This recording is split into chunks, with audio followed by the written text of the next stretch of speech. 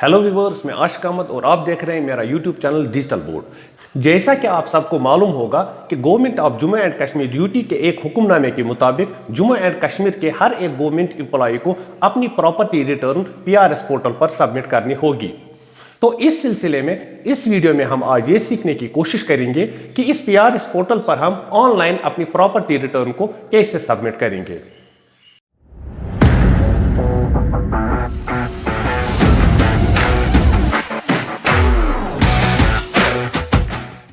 Digital board YouTube channel के आज के इस वीडियो में एक बार फिर आपका खैर मकदम। इससे पहले कि हम ये सीखें कि एनुअल प्रॉपर्टी स्टेटमेंट को कैसे फिल करना है, हम कुछ बेसिक टर्म्स को समझने की कोशिश करते हैं, जैसे movable property, immovable property, means acquired and mode of acquisition. ये कुछ ऐसी टर्म्स हैं जो हमें प्रॉपर्टी डिटेल सबमिट करने में काफ़ी मदद देगी। मूवेबल प्रॉपर्टी वो प्रॉपर्टी जो हम एक जगह से दूसरी जगह ले जा सकते हैं, जैसे jewellery, furniture, appliances, vehicles etcetera.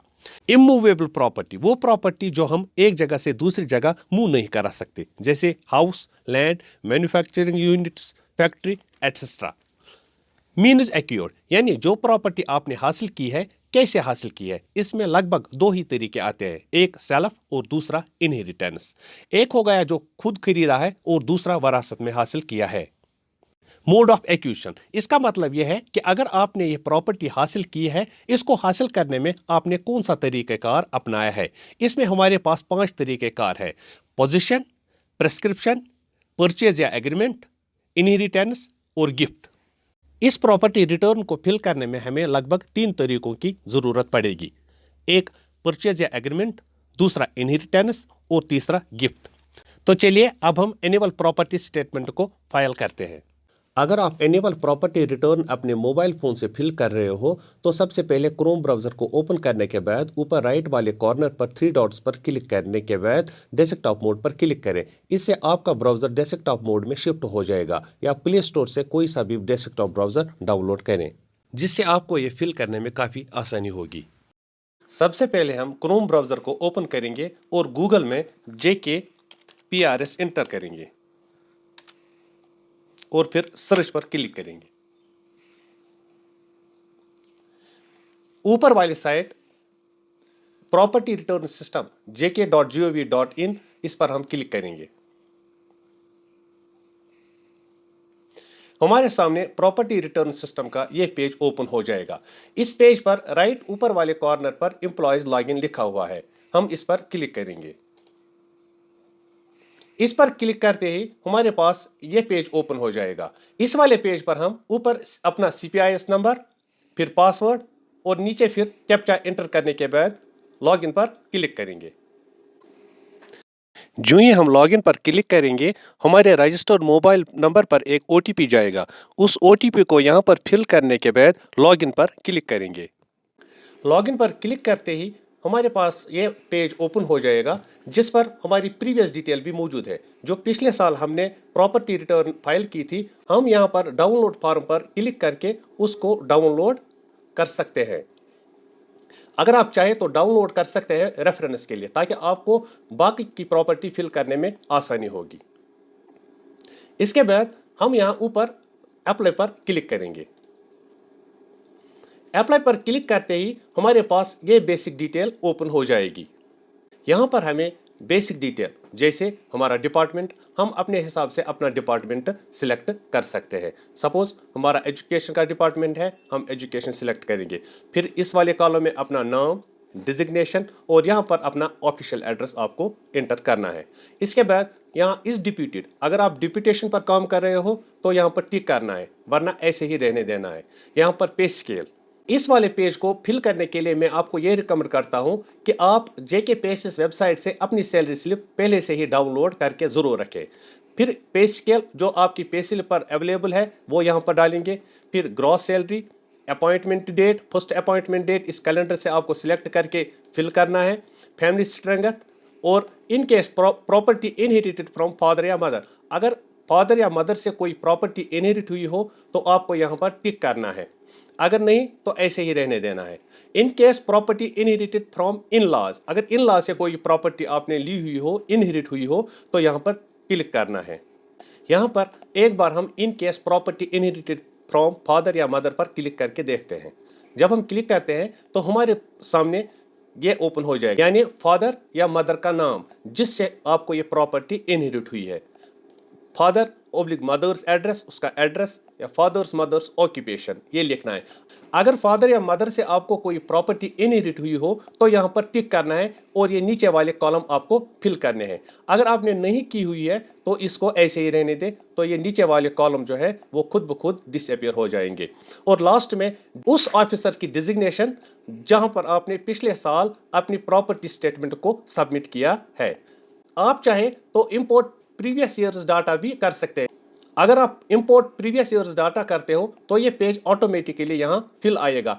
इसमें आपको थोड़ी सी करेक्शन करनी पड़ेगी, जैसे ग्रॉस सैलरी, या अगर आपका पे स्केल चेंज हुआ हो, जैसे किसी का टाइम बॉन्ड वगैरह होता है या प्रमोशन होती है, उसका पे स्केल चेंज होता है। और लास्ट में यहाँ पर सेव करने के बाद नेक्स्ट पर हम क्लिक करेंगे। इसके बाद हमारे सामने ये पेज ओपन हो जाएगा। यहाँ ऊपर हम ऐड प्रॉपर्टी पर क्लिक करेंगे। ऐड प्रॉपर्टी पर जो ही हम क्लिक करेंगे तो हमारे सामने ये पेज ओपन हो जाएगा। इसके बाद सबसे पहले प्रॉपर्टी टाइप, इस पर हम क्लिक करेंगे और नीचे मूवेबल प्रॉपर्टी पर हम क्लिक करेंगे। तो नीचे प्रॉपर्टी सब टाइप पर क्लिक करेंगे और यहाँ पर कैश बैलेंस, ज्वेलरी या हाउस होल्ड पर क्लिक करेंगे। तो नीचे प्रॉपर्टी सब टाइप डिस्क्रिप्शन खुद ब खुद ऑटोफिल ही आएगा। इसके बाद हम नीचे वाले कॉलम जैसे कैश इन हैंड, यानी कि आपके पास इस वक्त कैश कितना है, उसके बाद total balance in all saving accounts, जितने भी आपके सेविंग अकाउंट्स बैंक में है उसमें इस वक्त बैलेंस कितना है वो यहाँ पर इंटर करना है। फिर नीचे total value of mutual funds या शेयर्स हेल्ड, यानी कि आपने अगर म्यूचुअल फंड्स या शेयर्स में इन्वेस्ट किया हुआ है तो उसका वैल्यू यहाँ पर इंटर करना है। फिर अगर बैंक में कोई फिक्स्ड डिपॉजिट है वो यहाँ पर, फिर total value of any other investment वो यहाँ पर इंटर करना है। Total value of jewellery ornaments, precious stones held, अगर आपके पास ज्वेलरी ऑर्नामेंट्स है तो उसकी वैल्यू यहाँ पर इंटर करनी है। Total value of house hold items, electronic items, यानी जो भी हाउस होल्ड आइटम्स घर में है उसकी कितनी वैल्यू होगी वो यहाँ पर आपको इंटर करनी है। और लास्ट में ये रिमार्क्स का कॉलम, अगर आपको रिमार्क्स कॉलम में कुछ इंटर करना है तो आप कर सकते हो, वरना NA लिखकर आगे बढ़ेंगे। लास्ट में सेव पर क्लिक करेंगे। जो ही ये पेज सेव हो जाएगा तो बैक पर क्लिक करेंगे। बैक पर क्लिक करते ही हम इस पहले वाले पेज पर ही आएंगे। तो यहाँ पर हम फिर ऐड न्यू प्रॉपर्टी पर क्लिक करेंगे। जो ही हम ऐड न्यू प्रॉपर्टी पर क्लिक करेंगे तो हमारे सामने ये पेज ओपन हो जाएगा।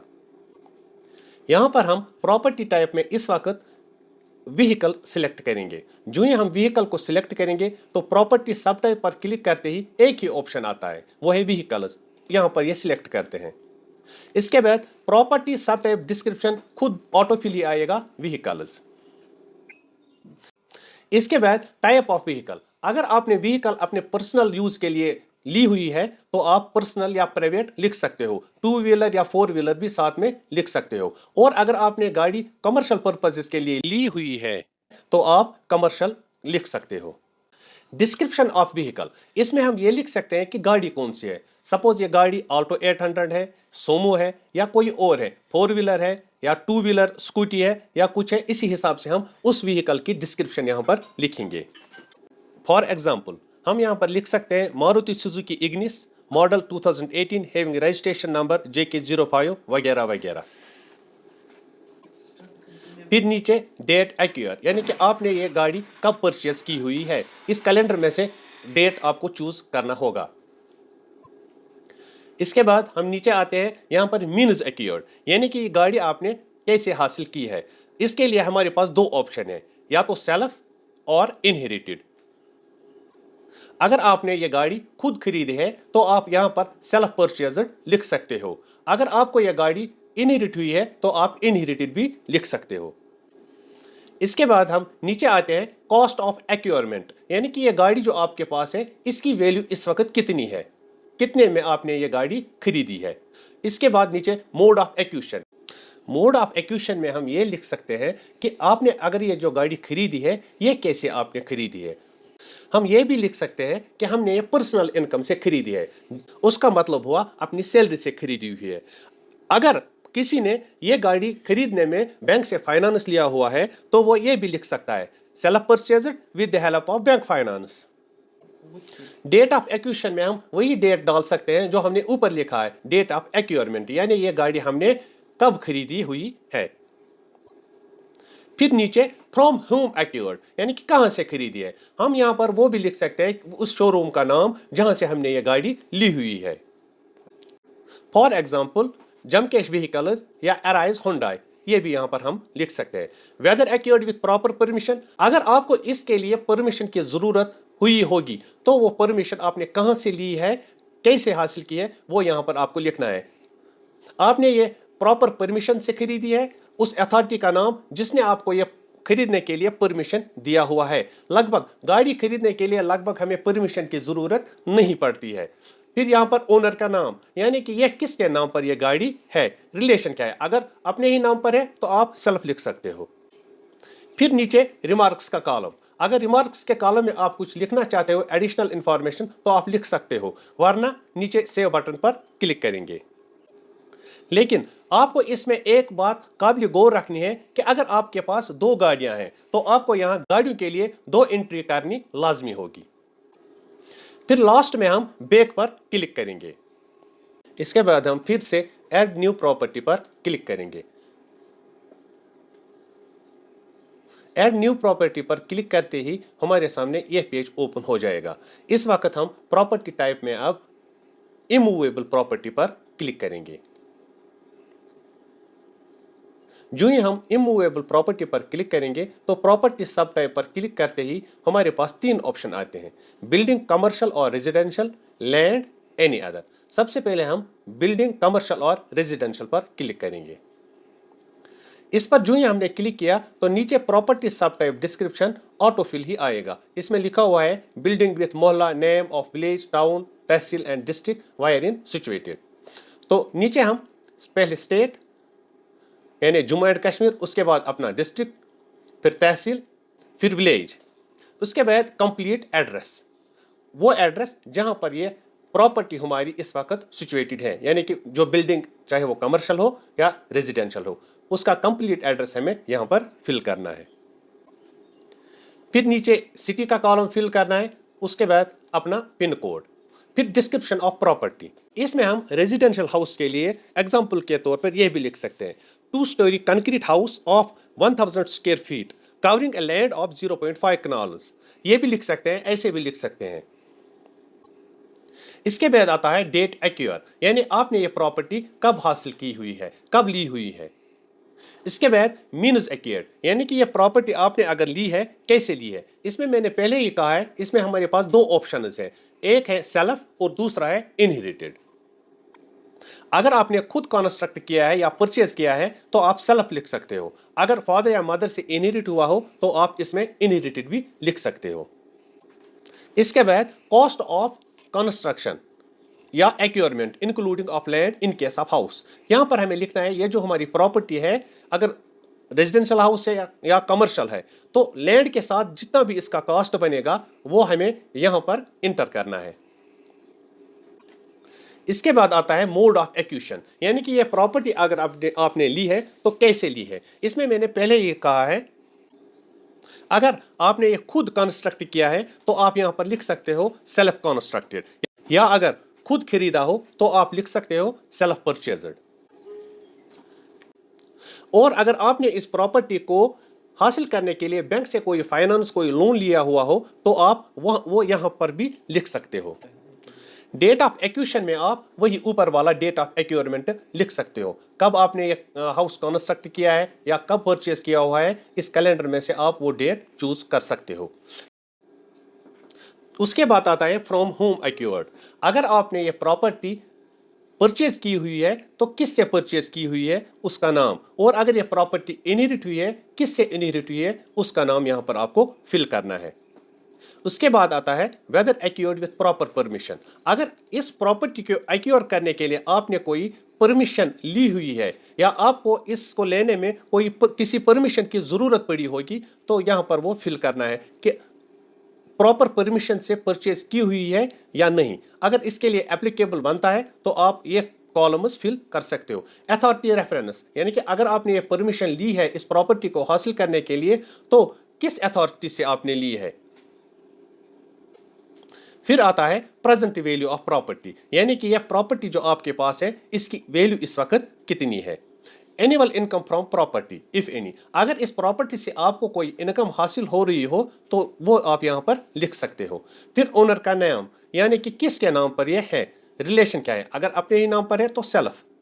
तो लास्ट में आता है रिमार्क्स। रिमार्क्स में अगर आप कुछ लिखना चाहो तो लिख सकते हो, वरना ऐसे ही रहने दो, एन लिख के आगे बढ़ेंगे। लास्ट में हम सेव पर क्लिक करेंगे। जो ही ये पेज सेव हो जाएगा उसके बाद हम बैक पर क्लिक करेंगे। जो ही हम बैक पर क्लिक करेंगे तो हम एक बार फिर उसी पेज पर वापस आएंगे। यहाँ फिर हम ऐड न्यू प्रॉपर्टी पर क्लिक करेंगे। इसके बाद हम इस पेज पर आएंगे। यहाँ पर हम प्रॉपर्टी टाइप में फिर इमूवेबल प्रॉपर्टी सिलेक्ट करेंगे और नीचे प्रॉपर्टी सब टाइप पर क्लिक करेंगे और इस वक्त हम लैंड सिलेक्ट करेंगे। लैंड को सिलेक्ट करते ही प्रॉपर्टी सब टाइप डिस्क्रिप्शन ऑटोफिल ही आएगा।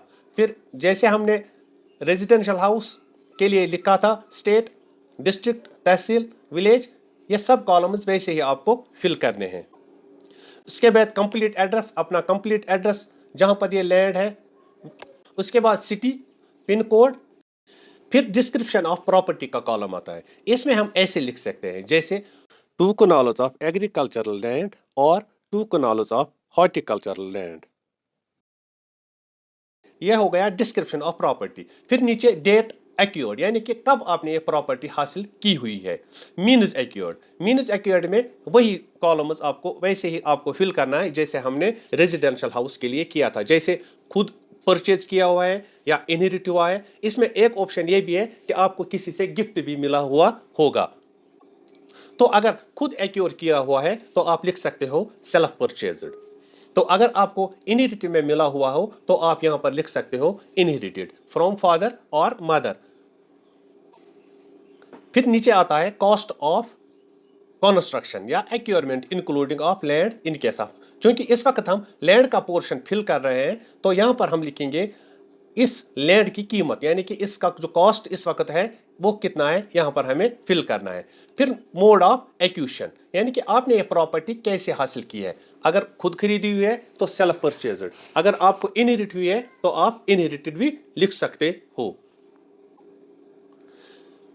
फिर यहां पर आता है डेट ऑफ एक्यूशन, यानी कि आपने जो डेट ऊपर लिखा हुआ है डेट एक्योर्ड वही आप यहां पर भी फिल कर सकते हो। फिर फ्रॉम होम एक्योर्ड, यानी कि किससे आपने ये हासिल किया। अगर इनहेरिट हुई है फादर से तो फादर का नाम, अगर आपने परचेज की हुई हो किसी से तो उसका नाम यहाँ पर लिख सकते हो।